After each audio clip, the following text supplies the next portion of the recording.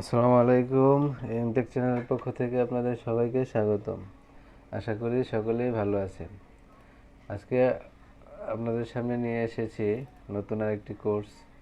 এটি হলো Microsoft Office Excel tutorial for beginners. এটি পার্ট বাই পার্ট আপনাদের সামনে উপস্থাপন করা হবে। তো মাইক্রোসফট অফিস এক্সেলে 2030 নিয়ে আজকে আলোচনা করব। Microsoft office 2013। মাইক্রোসফট অফিস 2013 ভার্সনটি নিয়েই আমাদের কাজ শুরু হবে, আমাদের কোর্স শুরু হবে। আপনারা আপনাদের যে ভার্সনেই ইউজ করেন না কেন ওইটা প্রথমে পিসি বা ল্যাপটপে আপনারা ডাউনলোড করে তারপর ইনস্টল করে নেবেন। তো আমি আজকে শুরু করব মাইক্রোসফট অফিস এক্সেল 2013 ভার্সনে।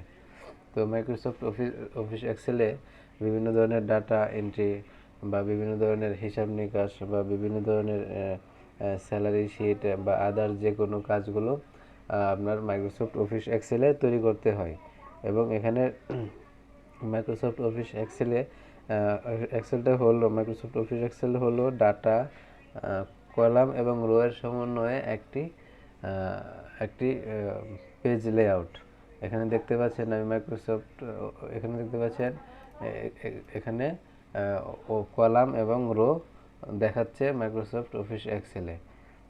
কেননা এখানে রো এবং কলামের মাধ্যমে মূলত কাজটা করতে হবে।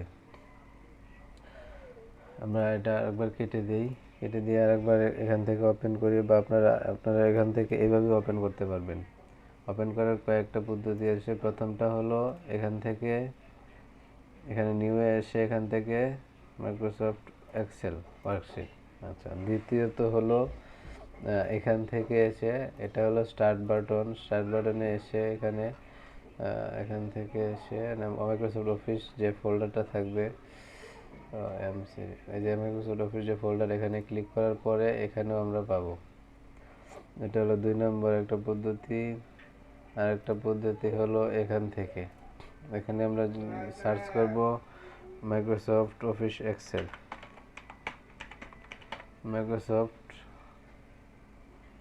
Microsoft Office Excel.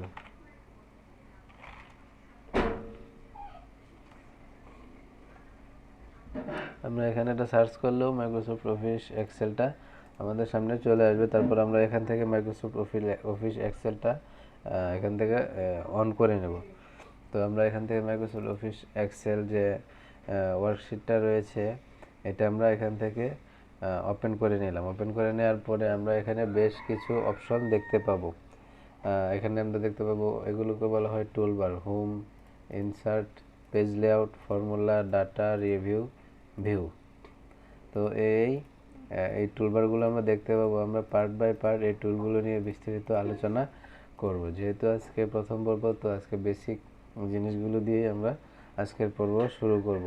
তো এখানে রয়েছে home, insert, page layout, formula, data, review, view. এগুলো নিয়ে আমরা পরবর্তীতে কথা বলবো। আচ্ছা, তো প্রথমেই আমরা জেনেছি যে মাইক্রোসফট অফিস এক্সেল হলো কলাম এবং রো এর সমন্বয়ে একটি শিট বা পেজ বা ওয়ার্কফ্লো বা ওয়ার্কশিট, যাই বলি না কেন।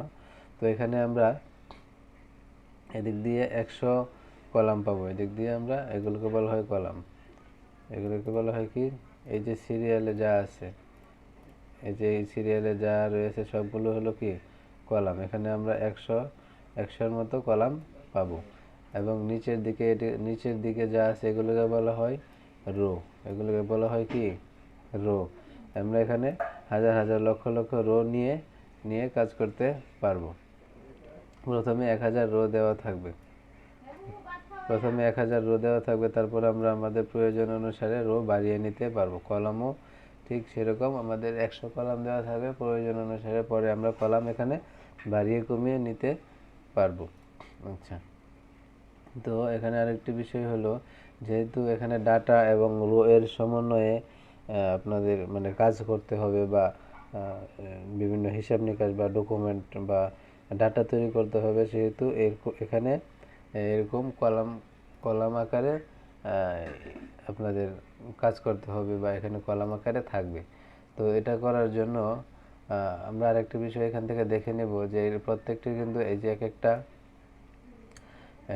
কলাম রয়েছে এখানে, প্রত্যেকটা কি এক একটা কলাম। তো এই কলামগুলো আপনাদের কি কলামগুলো এক একটা লোকেশন রয়েছে, এক একটা নির্দিষ্ট নাম বা লোকেশন রয়েছে। সাপোজ আমরা যদি এখানে ক্লিক করি তাহলে আপনারা দেখতে পাবেন যে এখানে H জ্বলে উঠেছে এবং এখানে 9 জ্বলে উঠেছে, মানে এইটার লোকেশন হলো H9।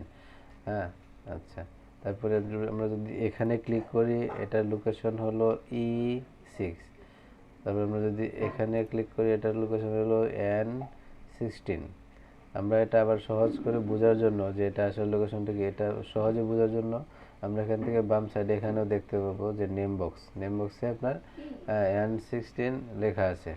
নেম বক্সে কি লেখা থাকবে? N60। এখান থেকে আমরা এই লোকেশনটা সহজেই বুঝতে পারবো।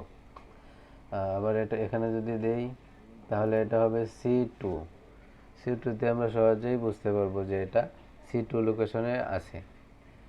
আচ্ছা, তো আমরা কাজটা একটু পরে দেখি। আমরা এর আগে দেখে নিই এটা কিভাবে সেভ করব। তো সেভ করার জন্য অবশ্যই কী করতে হবে, আমাদের এখানে ফাইলে চলে যেতে হবে। ফাইল থেকে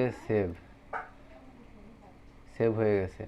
আবার ফাইল থেকে আমরা সেভ এজে কোনো লোকেশনে কোনো লোকেশন আমরা যদি এটা সেভ করতে চাই তাহলে এখান থেকে সেভ এজে আসতে হবে। সেভ এজে থেকে আমরা কোথায় সেভ করবো, ব্রাউজ করে ওই ফোল্ডারটা বা লোকেশনটা আমরা সিলেক্ট করে দেবো। সাপোজ আমরা এখান থেকে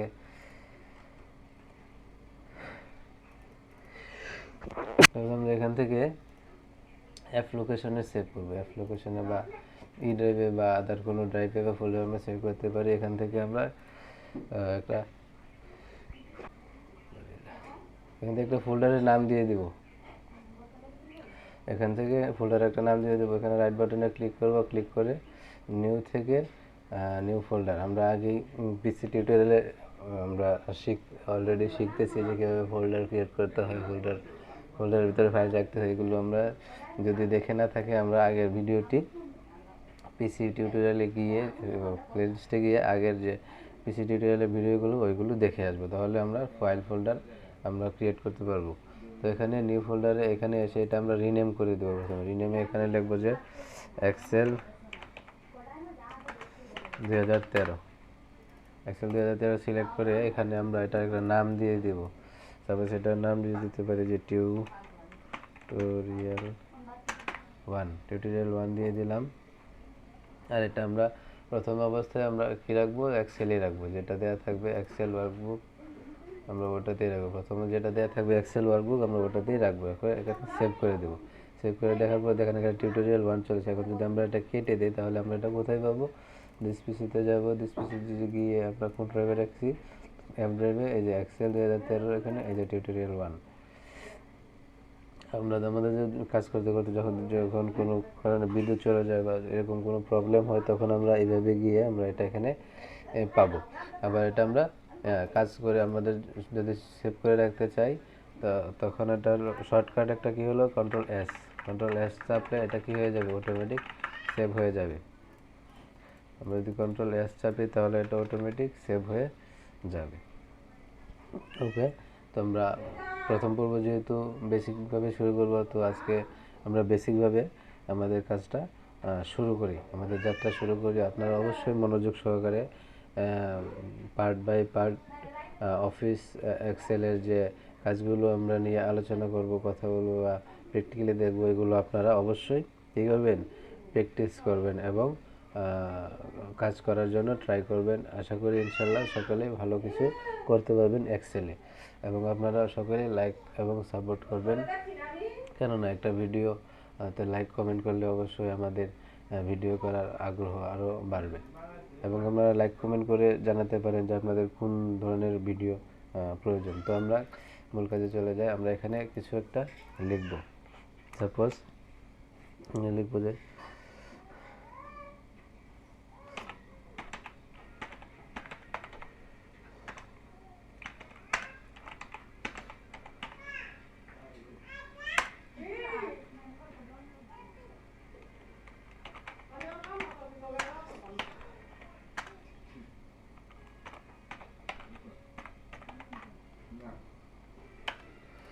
আচ্ছা, তো আমরা এটা এখানে একটা কিছু লিখে নিলাম। এখানে লিখলাম যে statement of salary month of November, November মাসের স্যালারি শিটের স্যালারি স্টেটমেন্ট।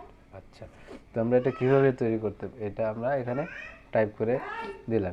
এখানে টাইপ করে দেওয়ার পরে আমরা দেখতে পাচ্ছি যে আমাদের লেখাটা অলরেডি 4টা কলামের উপর চলে গেছে। 4টা কলামের উপর চলে গেছে, কিন্তু 4টা কলামের মধ্যে লেখাটা হয় নাই, 4টা কলামে চলে গেছে। এই যে আমরা যদি এখানে ক্লিক করি B1-এ, দেখতে পাবো এখানে এমটি দেখাচ্ছে, এখানে এমটি, এখানে এমটি, কিন্তু আমরা যদি এখানে ক্লিক করি আমরা আমাদের যে হেডিংটা বা লেখাটা এটা এখানে চলে আসছে, এটা এখানে চলে এসেছে। এটা আমরা কি করতে পারি, একটা কলামের মধ্যে এনে রাখবো, কেননা এটা দেখতেও খুব খারাপ দেখায় এবং ভালো দেখায় না। আমরা চাচ্ছি এটাকে হেডিং স্বরূপ বা এটা একটা কলামের মধ্যে রাখার জন্য। তো এটাকে একটা কলামের মধ্যে রাখার জন্য বেশ কিছু কয়েকটা রয়েছে, পদ্ধতি রয়েছে একটা কলামের মধ্যে রাখার জন্য। তো প্রথম বিষয়টি হলো এখান থেকে আমরা কী করতে পারি, এভাবে টেনে ধরে নিয়ে এসে এখানে রাখতে পারি। তো এটা করলে দেখা যাচ্ছে কি, যদি আমরা নিচে কিছু রাখি, নিচেগুলো আপনার বড় নাও হতে পারে, ছোট ছোট হতে পারে। তো সেক্ষেত্রে দেখা যাচ্ছে যে এটা আপনার এভাবে যদি আমরা করি তাহলে এটা কি হবে না, আমাদের কাজটা হবে না। আচ্ছা, তো আমরা Ctrl-Z দিয়ে আবার ব্যাকে চলে যাই, ব্যাকে চলে গেলাম। তো আমাদের শর্টকাট কি হলো, Ctrl-Z। আমরা শর্টকাট যে কীগুলো, এগুলো আমরা অবশ্যই মুখস্থ করে রাখবো।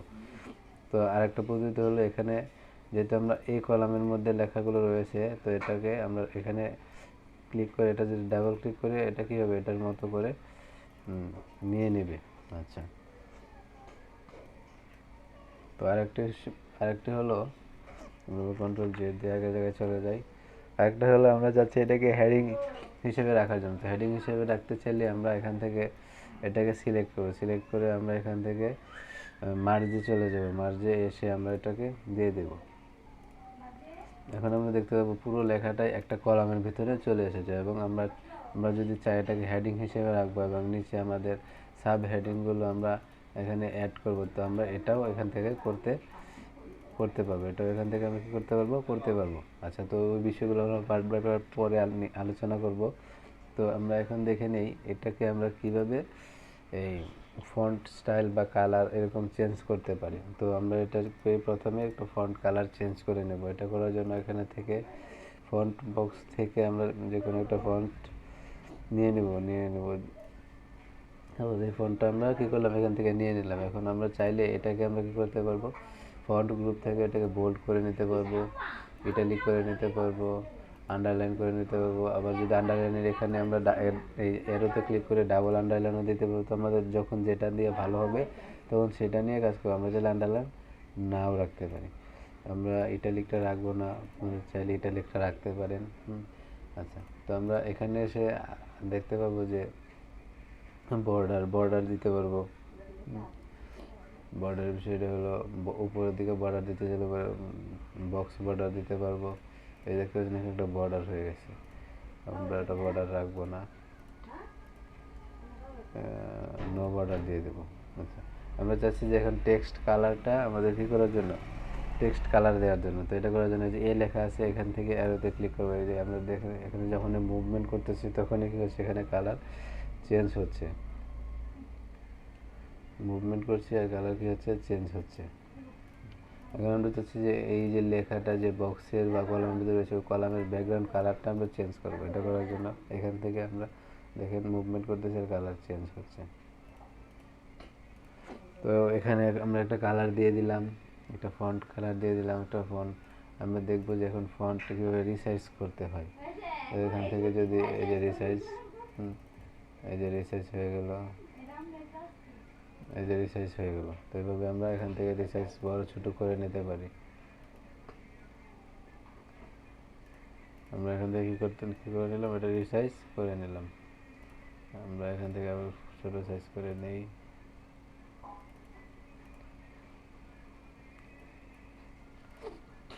তো এভাবে আমরা কলামের মধ্যে বিভিন্ন কিছু লিখে আমরা ডকুমেন্ট হিসেবে বা স্যালারি শিট হিসেবে, ডাটা হিসেবে আমরা এগুলো তৈরি করে নিতে পারবো। এখন আমরা দেখবো গেলে এটা কীভাবে প্রিন্ট করতে হয়। তাই প্রিন্ট করার জন্য ওই পেজটাকে সিলেক্ট করে রেখে আমরা এখান থেকে শর্টকাট কী হলো কন্ট্রোল পি চাপলেও প্রিন্টের যে ডায়লগ বক্স এটা চলে আসবে। আবার এখান থেকে যদি ফাইল থেকে গিয়ে প্রিন্টে যাই, আমরা এভাবে প্রিন্ট ডায়লগ বক্স চলে আসবে। তো এই হলো আজকের প্রথম পর্বের ওভারঅল বিষয়। আপনারা আশা করি এগুলো প্র্যাকটিস করবেন এবং পার্ট বাই পার্ট পরের বিষয়গুলো দেখবেন। আমরা সবগুলো বিষয় নিয়ে আলোচনা করব। তো ভিডিওটি শেষ পর্যন্ত যারা দেখছেন তাদেরকে অবশ্যই ধন্যবাদ।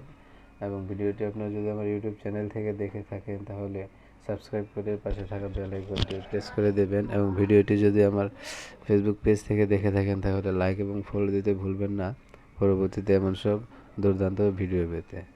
তো ধন্যবাদ সবাইকে। আসসালামু আলাইকুম।